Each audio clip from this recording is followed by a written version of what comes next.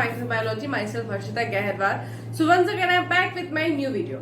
सो आज मैं आपको मिलाने आई हूँ साइंस को आपके फूड प्लेट के साथ। अब आप सोच रहे होंगे साइंस को फूड प्लेट्स के साथ में कैसे? So wait and watch.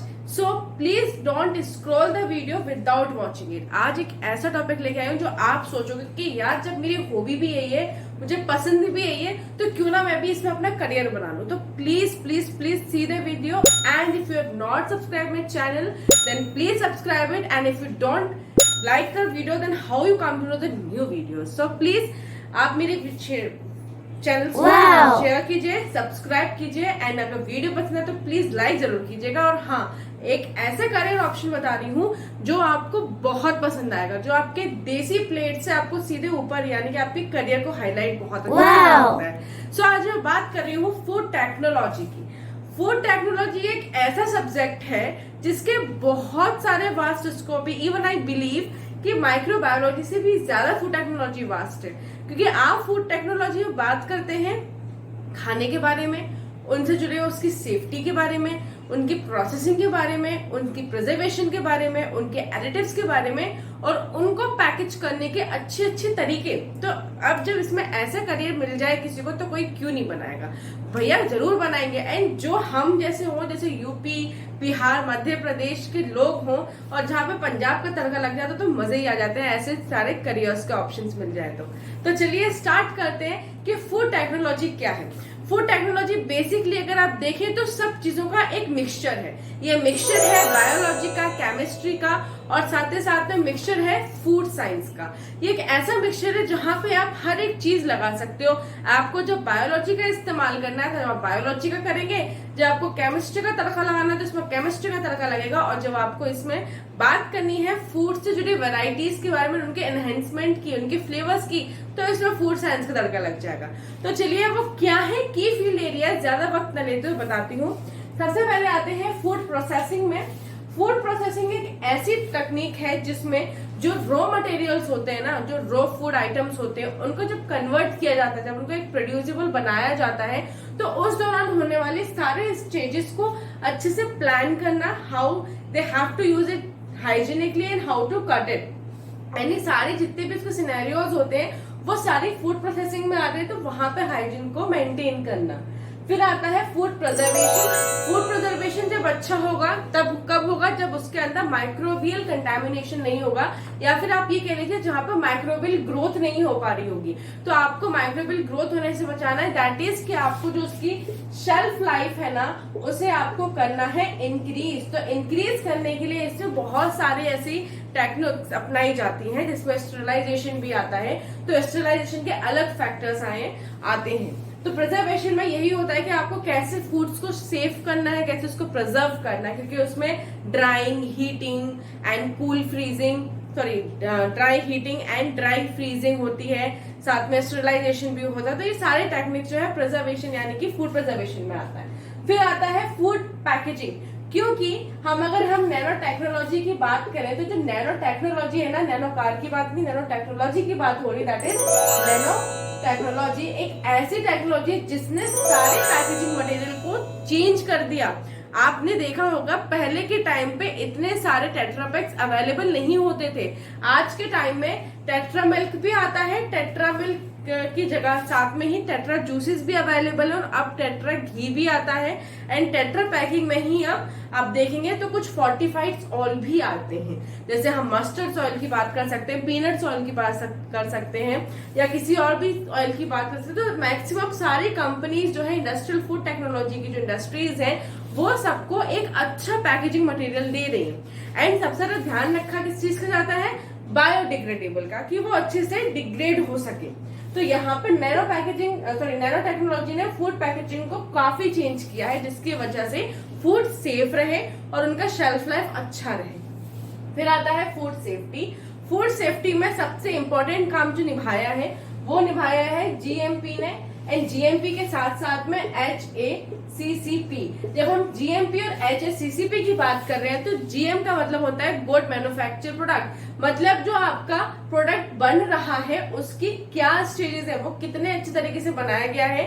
GMP ने अगर किसी को भी राइट दे दी तो that means the customer have that अंदर उसके अंदर एक सेटिस्फैक्शन है कि this is very good to have.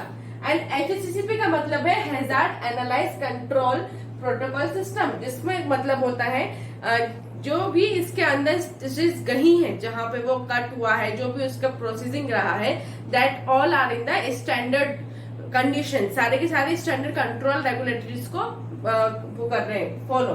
फिर आता है फूड इंजीनियरिंग। फूड इंजीनियरिंग को गलत मत लीजिए। फूड इंजीनियरिंग का मतलब है, अगर हम देखें तो जितनी भी लार्ज स्केल की इंडस्ट्रीज हैं, वहां पे क्या कोई बैठ के लोग बनाएगा? नहीं ना, मशीनें चाहिए। तो उसको कौन सी मशीनें चाहिए? द काइंड ऑफ डिजाइनिंग होना चाहिए, और उस डिजाइनिंग से कितना प्रोड्यूस अच्छा बन सकता है, कितना कंज्यूमर फूड प्रोडक्ट सही बन सकता है, उसके जो आसपास का जो एरिया है उसके स्पेसिंग कैसा होना चाहिए, उसका जो वेंटिलेशन है वो कैसे होना चाहिए। एंड बेसिक होता है कि जो हमारा कंज्यूमर है उसको जो हम प्रोड्यूस देने वाले हैं वो प्रोड्यूस उतना सही बनेगा इस डिजाइनिंग ऑफ मशीन से या नहीं, तो वो फूड इंजीनियरिंग के सेक्शन डिसाइड करती है।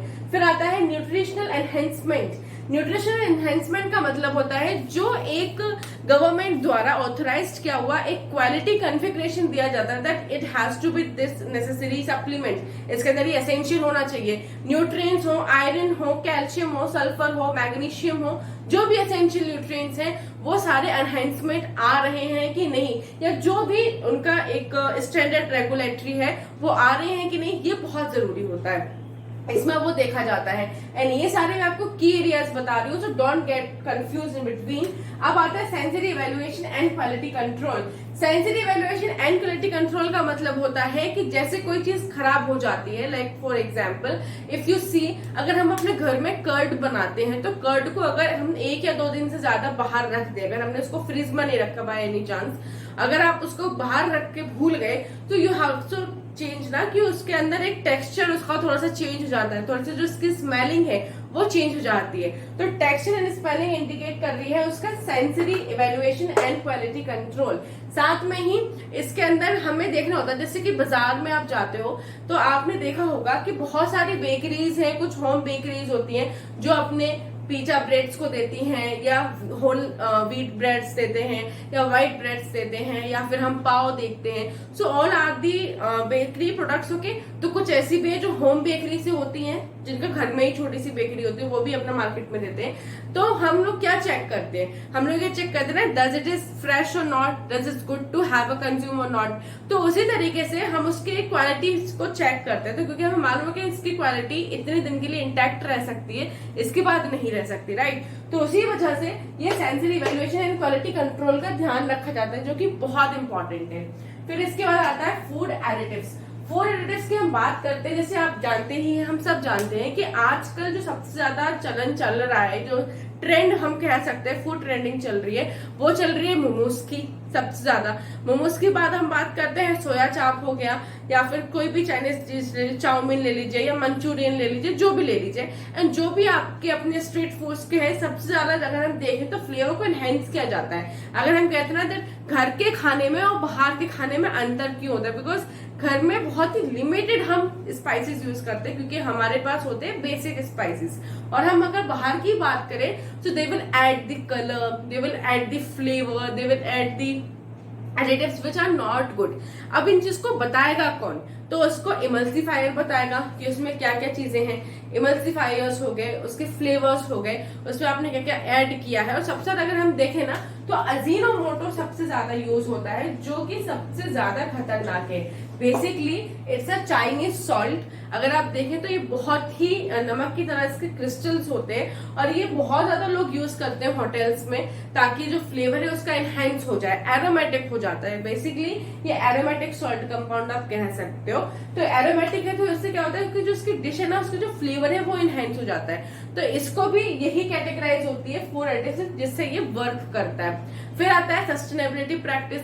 हम जब सस्टेनेबिलिटी प्रैक्टिसेस की बात करते हैं तो कोई चीज होती है ना, जैसे हम एक हाइजीनिक प्रोडक्शन हो गया, हाइजीनिक कैसा हो रहा है सराउंडिंग, एंड साथ ही साथ में उसमें जो ये सारी की एरियाज होते हैं ना, इनका एक चीज होता है जो बहुत इंपॉर्टेंट है, वो है कि वो एक बहुत सारे ऐसे तरीके बताते हैं जिसमें आपका वेस्ट कम हो और आपका जो प्रोड्यूस है वो ज्यादा हो। अगर वेस्ट कम होगा तो पॉल्यूशन भी कम हार्म होगा, राइट, पॉल्यूशन कम होगा, तो वो चीज भी वो इंडिकेट करते हैं। और सस्टेनेबल प्रैक्टिसेस में यह है कि वो ऐसे ऐसे टेक्निक्स बताते हैं फूड टेक्नोलॉजिस्ट, ताकि आपका वर्क अच्छा हो, आपका वेस्ट कम हो एंड प्रोड्यूस ज्यादा हो एंड प्रैक्टिस ऐसी हो कि आपका हाइजीनिक मेंटेन रहे।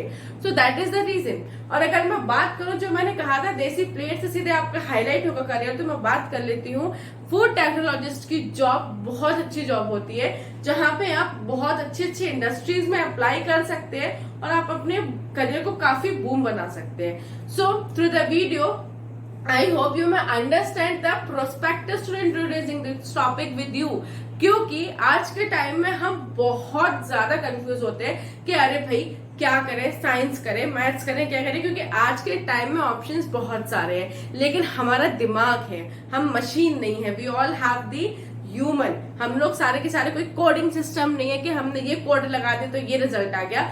जिसमें आपका मन हो, खाने में अगर दिलचस्पी है तो खाने को शौक बनाओ, शौक को अपना काम का जरिया बनाओ और आगे बढ़ो। So I hope you like the video and अगर आपको इन्फॉर्मेशन अच्छी लगी हो तो प्लीज सब्सक्राइब कर देना चैनल को, ताकि आने वाले और मैं ऐसे टॉपिक्स लाने वाली हूँ जिससे आपको बहुत सारी नई नई चीजें पता चलेगी। So meet you in the next video, stay tuned, thank you so much.